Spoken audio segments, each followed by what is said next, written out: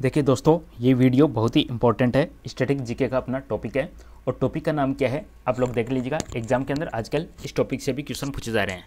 मैंने आप लोगों को एक वीडियो कवर करवाया था। भारत के अंदर टोटल जो 44 यूनेस्को के अंदर वर्ल्ड हेरिटेज साइट्स है, उसके अलावा एक और टॉपिक बनता है यूनेस्को के अंदर। वो टॉपिक ये है, भारत की यूनेस्को की अमूर्त सांस्कृतिक विरासत के अंदर कितने शामिल है। तो अब तक इसके अंदर मैं बताऊं, अमूर्त सांस्कृतिक विरासत बोले तो इंटेंजिबल कल्चरल हेरिटेज है, इसके अंदर 15 शामिल है। इसमें कितने 15 शामिल है। और एग्जाम में यदि आपसे क्वेश्चन पूछे यूनेस्को की वर्ल्ड हेरिटेज साइट में टोटल स्थल कितने हैं, तो टोटल जगह का नाम है 44। विरासत, अब ध्यान दीजिएगा ये टॉपिक क्या है। आप पूरा टॉपिक देखोगे तब आप लोगों को समझ में आ जाएगा कि ये टॉपिक क्या है। यूनेस्को की representative list of the intangible cultural heritage of humanity में भारत में शामिल प्रमुख सांस्कृतिक विरासतें निम्नलिखित हैं। सांस्कृतिक विरासत की बात करें जैसे कि गरबा हो गया, या अपन बात करें तो जैसे कि ये कुंभ मेला हो गया। इसी प्रकार से पश्चिम बंगाल का जो दुर्गा पांडाल है वो हो गया। तो इस प्रकार की सांस्कृतिक विरासतें उनको इसके अंदर शामिल किया गया है। कंप्लीट वीडियो को देखिएगा, एंड तक देखिएगा, आप लोगों को बहुत अच्छे से समझ में आएगा। जो सबसे पहले शामिल किया गया वह 2008 के अंदर शामिल किया गया था। 2008 के अंदर जो शामिल किया गया, एक है आपका कुटियाटम या कुटियाटम। ध्यान दीजिएगा, पहला जो है सबसे पहले जो शामिल किया गया इसके अंदर वह है कुटियाटम। कुटियाटम क्या चीज़ है इसके बारे में अपन देखेंगे। एग्जाम में इस प्रकार के एग्जाम में आपको क्वेश्चंस देखने को मिलेंगे। संस्कृत नाट्य रूप है केरल का। एग्जाम में ऐसे भी क्वेश्चन आ सकता है, कुटियाटम का संबंध किस राज्य के साथ में है, केरल के साथ में है, यह किस प्रकार का नाट्य रूप है, यह संस्कृत नाट्य रूप है। इसमें होता क्या है, मंदिर रंगमंचों में प्रदर्शित अति प्राचीन नाट्य परंपरा है। ओके, इस तरीके से मैंने आपको एक विरासत बता दी है। अब मैं आपको दूसरी विरासत के बारे में बताने वाला हूं यहाँ पे। चलिए दूसरी विरासत क्या है वो देखते हैं। ट्रेडिशन ऑफ वैदिक चैंटिंग, यदि जो भी वैदिक मंत्र पाठ है उनके बारे में है, वैदिक पाठ से रिलेटेड है, यानी वैदिक मंत्रों का उच्चारण से संबंधित है। दूसरा जो विरासत है यह पूरे भारत में प्रचलित एक प्रकार से मौखिक परंपरा है। किस प्रकार की है ये, ओरल लिटरेचर है, मौखिक परंपरा है। श्रुति स्मृति पर आधारित उच्चारण या स्वर पद्धति का एक मौखिक परंपरा का रूप है। जो तीसरा विरासत है वह है रामलीला। रामलीला क्या है, रामायण का एक पारंपरिक मंचन किया जाता है इसमें। तो रामायण है, इसका नाट्य प्रदर्शन है, खासकर यह उत्तर भारत के अंदर देखने को मिलता है। और यह रामायण का पारंपरिक मंचन है। उत्तर भारत में दशहरा कालीन लोक नाट्य परंपरा है। उत्तर भारत में दशहरा के समय में ये मंचन किया जाता है। चलिए अब अपन 2009 के अंदर शामिल विरासत उसको देखेंगे। देखिएगा, वो था अपना रामलीला और यह रामायण। यह रामायण है, ये कहाँ से संबंधित है, ध्यान दीजिएगा। ये इसका संबंध है उत्तराखंड से।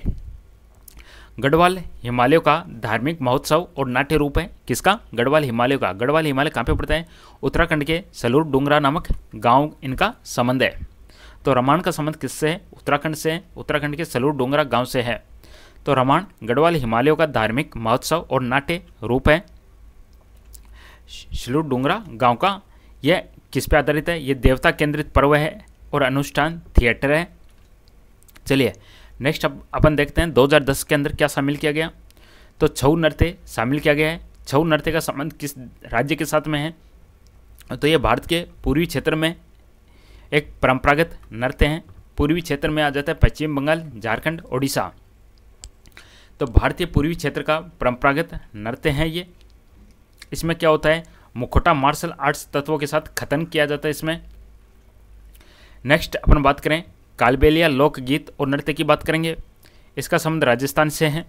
कालबेलिया लोकगीत एवं नृत्य, राजस्थान में सांपो जैसा लयात्मक नृत्य होता है। कालबेलिया समुदाय की गतिमय सर्पिल नृत्य भंगिमाएं, तो इसमें सांप शब्द भी है, सर्पिल आकार की नृत्य करते हुए इसमें परफॉर्म किया जाता है।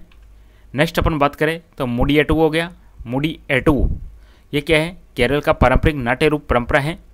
देवी काली और दरकासुर की कथा पर आधारित अनुष्ठानिक रंग परंपरा है। तो इस प्रकार से एग्जाम में आपको क्वेश्चंस देखने को मिलेंगे। चलिए आगे इसमें देखते हैं 2012 के अंदर क्या शामिल किया गया है। इसके अंदर बुद्धिस्ट चैंटिंग ऑफ लद्दाख, यानी लद्दाख का जो बौद्ध मंत्रोच्चार है, लद्दाख का बौद्ध मंत्रोच्चार है उसको शामिल किया गया, या लद्दाख में बौद्ध ग्रंथों का जो पाठ होता है, ओरल लिटरेचर होता है, इसमें क्या होता है, तिब्बती बौद्ध संप्रदायों द्वारा पवित्र ग्रंथों का पारंपरिक पाठ किया जाता है। किसके द्वारा? तिब्बती बौद्ध संप्रदायों के द्वारा। चलिए अब आगे अपन देखेंगे 2013 में जो शामिल है वह है संकीर्तन। एग्जाम में ऐसे क्वेश्चंस देखने को मिलेंगे कि संकीर्तन का संबंध किससे है, तो संकीर्तन का संबंध है मणिपुर के साथ में है। ये क्या है? ये मणिपुर का धार्मिक नृत्य और संगीत है। धार्मिक नृत्य और संगीत है मणिपुर का। इसमें क्या होता है, इसमें वैष्णव भक्ति का कथात्मक गायन किया जाता है, वादन किया जाता है और नृत्य किया जाता है। गायन, वादन और नृत्य किसका? वैष्णव भक्ति का कथात्मक गायन, वादन और नृत्य। चलिए दोस्तों आगे बढ़ते हैं। आगे 2014 के अंदर शामिल क्या किया गया? 2014 में शामिल किया गया जंडियाला गुरु। कहाँ के है ये? पंजाब के। जंडियाला गुरु के ठठेरों की पारंपरिक पित्तल और तांबे की बर्तन की कला। जो जंडियाल गुरु के ठठेरों की पारंपरिक पित्तल और तांबे की बर्तन की कला को शामिल किया गया है। ये क्या है? ये पंजाब की एक हस्तकला का नाम है। इसमें क्या होता है, इसमें ढलाई किया जाता है, घना हथौड़ी से बर्तन बनाया जाता है, विशिष्ट घुमाव व पैटर्न पर आधारित। चलिए अब आगे देखते हैं 2016 में नवरोज को शामिल किया गया है। ध्यान दीजिएगा, ये जो नवरोज है इसको 2016 में शामिल किया गया है और इसको 2024 के अंदर फिर से भारत में एक विस्तार के साथ में शामिल किया गया है। विस्तार के साथ में इसको दोबारा से शामिल किया गया है। विस्तार के साथ में पहले इतने देश थे, फिर इसका विस्तार करके इतने देशों की सूची के साथ में फिर से इसको शामिल किया गया है नवरोज को। तो ध्यान दीजिएगा, नवरोज का संबंध 2016 एंड 2024 के साथ में है। पारसी समुदाय द्वारा मनाया जाने वाला नया वर्ष है नवरोज। योगा क्या है? शारीरिक, मानसिक और आध्यात्मिक एक प्रकार से अभ्यास है। शारीरिक, मानसिक और आध्यात्मिक अभ्यास। देह, मन और आत्मा के समन्वय का बहुआयामी अभ्यास है।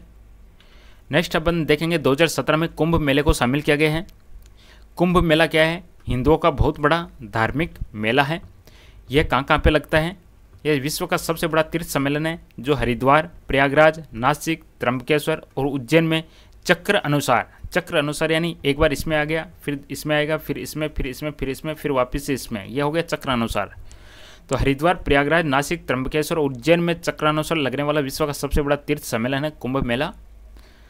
और 2021 के अंदर शामिल किया गया कोलकाता की जो दुर्गा पूजा है उसको शामिल किया गया है। दुर्गा माँ के 10 दिवसीय आराधना महोत्सव को शामिल किया गया है।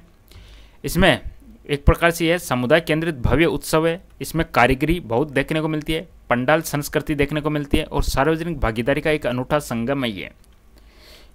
नेक्स्ट अपन देखें 2023 के अंदर गुजरात का गरबा शामिल किया गया है। गरबा क्या है? यह नारीवादी अभिव्यक्ति पर आधारित एक पारंपरिक नृत्य है। स्त्री शक्ति और भक्ति का सामूहिक व्रत और नृत्य दोनों हैं। नवरात्रि में ये सबसे प्रमुख है। और जो 2024 में फिर से शामिल किया गया है नवरोज को, जो 2016 में शामिल किया गया था, इसको विस्तार के साथ भारत शामिल हुआ। 2024 में बहुराष्ट्रीय फाइल के विस्तार के साथ भारत शामिल हुआ। तो दोस्तों ये था टॉपिक जिसके अंदर एग्जाम में काफ़ी सारे क्वेश्चंस आपको देखने को मिलेंगे।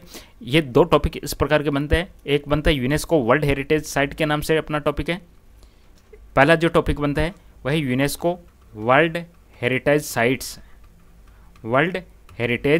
साइट्स, ये एक टॉपिक है साइट्स जो मैंने आप लोगों को करवा दिया है। और एक इसी से संबंधित एक दूसरा टॉपिक है यूनेस्को की अमूर्त सांस्कृतिक विरासत, इंटेंजिबल कल्चरल हेरिटेज। तो वीडियो पसंद आए लाइक कीजिएगा, चैनल को सब्सक्राइब कीजिएगा। आप सभी का बहुत बहुत धन्यवाद। Thank you.